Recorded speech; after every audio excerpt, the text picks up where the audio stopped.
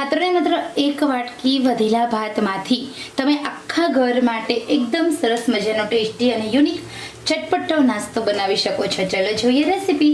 ખરેખર આપ સૌને આ રેસીપીનો વિડીયો પસંદ આવે છે તો લાઈક શેર સબસ્ક્રાઈબ દિલથી કરશો. ઓકે, મારા પાસે એક વાટકી વધેલા ભાત છે તો ચલો આજે આપણે એ જ વધેલા ભાતમાંથી કંઈક નવી જ રેસીપી બનાવીએ.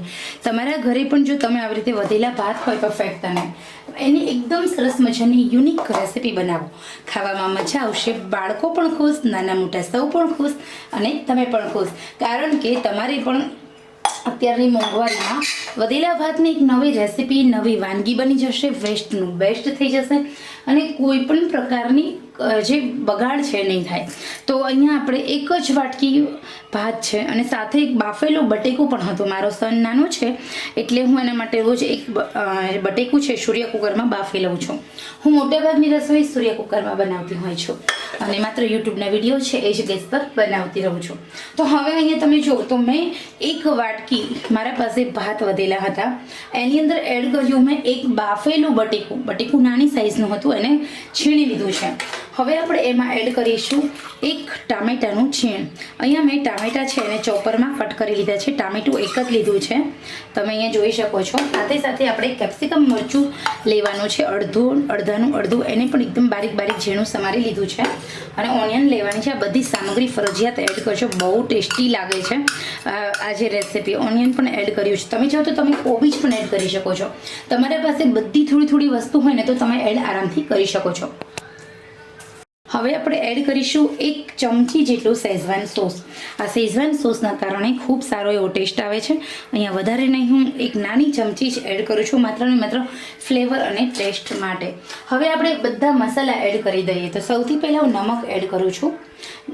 ટેસ્ટ અકોર્ડિંગ નમક એડ કરી દઈએ આપણે. ઓકે, એ પછી આપણે એડ કરવાની છે હળદર પણ ટેસ્ટ અકોર્ડિંગ. અહીંયા આપણે કાશ્મીરી મરચું અડધી ચમચી અને સાથે સાથે અડધી ચમચી હું એડ કરું છું રેશમ પટ્ટો અને બીજી અડધી ચમચી કાશ્મીરી મરચું. સાથે સાથે થોડું કાચું જીરું એડ કરું છું અને થોડી અમથી હિંગ એડ કરું છું. હવે અહીંયા આપણે મસાલા કરી લીધા છે. અહીંયા આપણે બધું જ વસ્તુને હવે આટલા મસાલા તમે કરી લીધા એ પછી તમારે બધી જ વસ્તુને સારી રીતે સેટ કરવાની છે. અહીંયા આપણા જે ભાત છે એને એકદમ સરસ રીતે મેશ કરી લેવાના છે. આ જે રેસીપી છે બહુ મજેદાર, ટેસ્ટી, યમ્મી, સ્વાદિષ્ટ બનવાની છે અને આ રેસીપીમાંથી મેં ઘણી બધી વાર આ રેસીપી ટ્રાય કરી છે અને પછી મને બહુ મજા આવે. સ્પેશિયલી જ્યારે એક વટકી ભાત હોય ને એમાંથી તમે આખા ઘર માટે આવો યુનિક નાસ્તો બનાવો હોય ત્યારે ઘરના પણ ખુશ અને તમે પણ ખુશ. હવે અહીંયા આપણે એકદમ સરસ રીતે તમે જોઈ શકો છો આપણે હલાવી લેવાનું છે. બધી જ વસ્તુ સરસ રીતે સેટ થઈ ગઈ છે.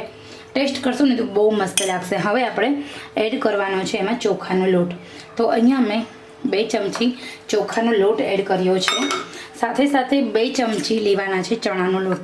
ચોખા અને ચણાના કારણે બાઇન્ડિંગ બહુ સરસ આવે છે. તો હવે આપણે ફરી હલાવી લઈએ આવી રીતે. પાણી તમારે બિલકુલ એડ નથી કરવાનું.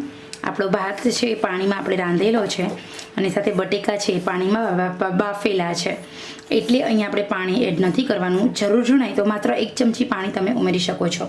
તો હવે આપણે અહીંયા એકદમ સરસ રીતે સેટ કરવાનું છે. તો હવે હાથની જરૂર પડશે કારણ કે હાથ વગર પ્રોપર રીતે આપણો ડો નહીં બંધાય. તો આપણે અહીંયા લોટ બાંધી લેવાનો છે, જેવી રીતે આપણે પરોઠાનો લોટ બાંધીએ છીએ એ જ રીતે. ઓકે, તો એના માટે આપણે ફરજિયાત હાથ પહેલાં ચમચીની મદદથી, પછી સારી રીતે આપણે હેન્ડવોશ કરી લઈએ, એ પછી આમ હાથની મદદ વડે. તો અહીંયા એકદમ સરસ મજાનું, જો તમને એવું જણાય કે હજી તમારે આપણે એકદમ સરસ રીતે જડ્ડું આપણે કરીશું તો અહીંયા આપણું રેડી છે. તમે જોઈ શકો છો આપણા જે ભાત છે એ અને બેસન અને ચોખાનો લોટ બધું સારી રીતે સેટ થઈ ગયું છે. આનાથી બાઇન્ડિંગ ખૂબ સરસ આવે છે. હવે આપણે આગળ શું પ્રોસેસ કરવાની છે એ જોઈએ. હવે આપણે પાણીવાળો હાથ કરવાનો છે અને પાણીવાળો હાથ કરી અને એકદમ સરસ મજાના બોલ્સ રેડી કરવાના છે. તમે અહીંયા જોઈ શકો છો આવા નાના નાના બોલ્સ આપણે બનાવીશું. પાણીવાળો હાથ હશે એટલે ચોટશે નહીં અને આપણા બોલ્સ પણ ઇઝીલી બની જશે. તો આ ટાઈપના આપણે બોલ્સ બનાવવાના છે. અને એક પ્લેટ પર આપણે રાખી દેવાના છે. તો ચલો સૌથી પહેલાં આપણે બધા બોલ્સને બનાવી લઈએ. તો અહીંયા મેં બોલ્સ બનાવવા માટે મૂકી દીધા છે અને બાજુમાં મેં તેલ પણ ગરમ કરવા મૂક્યું છે. આ તૈયાર થયેલા બોલ્સને આપણે તળવાના છે એટલા માટે. તો હું પહેલાં બધા બોલ્સને બનાવી જાઉં છું. તમને બોલ્સ તમે તળતા જાઓ અને બનાવતા જાઓ એવી રીતે ફાવે ને તો એવી રીતે પણ તમે ઇઝીલી બનાવી શકો છો. તો હવે અહીંયા હું 4-5 બોલ્સ બનાવીશ અને એ પછી તળતી જઈશ બોલ્સ અને બનાવતી જઈશ. તો આવી રીતે બધા જ બોલ્સ બનાવી લેવાના છે. આશરે 15થી 20 બોલ્સ આરામથી બનશે અને એક વાટકી ભાતમાંથી તમારે આખા ઘરના લોકો માટે સરસ મજાનો યુનિક અને ટેસ્ટી અને પૌષ્ટિક નાસ્તો બનીને રેડી થઈ જાય છે. અને સૌથી મહત્ત્વની વાત એ છે કે તમારા ઘરમાં કોઈ પણ વ્યક્તિને એવું તો નહીં લાગે કે આ જે નાસ્તો છે એ વધેલા ભાતનો નાસ્તો છે. તો ખરેખર મિત્રો આ રેસીપી બહુ સરસ મજાની છે અને એકદમ સરસ મજાની છે. આશા રાખું છું કે તમે પણ એકવાર ચોક્કસ તમે આવી રીતે આ નાસ્તો બનાવશો વધેલા ભાતમાંથી. તો ચલો હવે અહીંયા આપણે બીજા જે બોલ્સ છે એ બનાવતી જઈશ અને તળતી જઈશ અને બનાવતી જઈશ. તો હવે આપણે સૌથી પહેલાં બોલ્સને તળી લેવાના છે. તો અહીંયા મેં તળવા માટે ગરમ તેલ મૂક્યું છે અને હવે આપણે તેલમાં જ્યાં પણ જગ્યા છે ત્યાં તળી લેવાનું છે. ગેસની આંચ છે જ્યારે પણ આપણે તળવા માટે મૂકીએ ત્યારે થોડી ફૂલ રાખવાની અને પછી ફેરવીશું ત્યારે આપણે સ્લો ટુ મીડિયમ કરવાની રહેશે.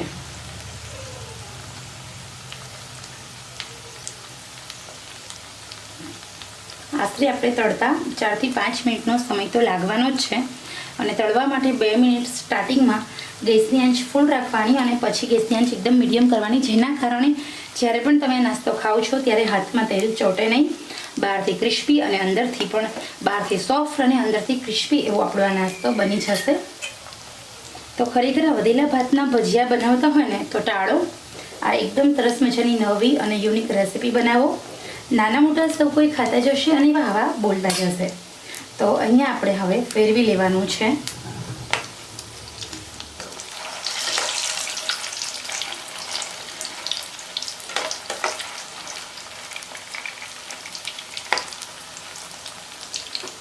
ગેસની આંચ ફેરવ્યા પછી થોડી સ્લો કરવાની છે અને હવે આપણે 2 મિનિટ સુધી ચડવા દેવાનું છે.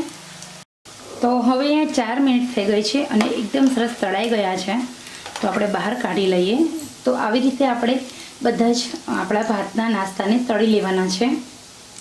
તો અહીંયા આપણો સરસ મજાનો એકદમ ટેસ્ટી અને યુનિક નાસ્તો બનીને રેડી છે. ખરેખર આ ખજૂર આંબલીની ચટણી સાથે આ નાસ્તો અને ચા સાથે બહુ સરસ લાગે છે. તમે સવારે બ્રેકફાસ્ટમાં કોઈ તમારા ઘરે ગેસ્ટ આવે છે તો એના સ્વાગતમાં અથવા તો સાંજે ડિનરના ઓપ્શનમાં પણ આ નાસ્તો બનાવી શકો છો. તો ખરેખર આવી રીતે તમે પણ આજે જે મેં વધેલા ભાતનો ઉપયોગ કર્યો છે એવી રીતે તમે પણ વધેલા ભાતનો ઉપયોગ કરો અને એક જ વાટકી ભાતમાંથી આખા ઘર માટે બનાવો સરસ મજાનો ટેસ્ટી, ક્રિસ્પી અને સ્વાદિષ્ટ નાસ્તો. માત્ર ને માત્ર એક વાટકી વધેલા ભાતમાંથી તમે આખા ઘર માટે એકદમ સરસ મજાનો ટેસ્ટી અને યુનિક ચટપટો નાસ્તો બનાવી શકો છો. ચલો જોઈએ રેસીપી. ખરેખર આપ સૌને આ રેસીપીનો વિડીયો પસંદ આવે છે તો લાઈક, શેર, સબસ્ક્રાઈબ દિલથી કરશો. ઓકે.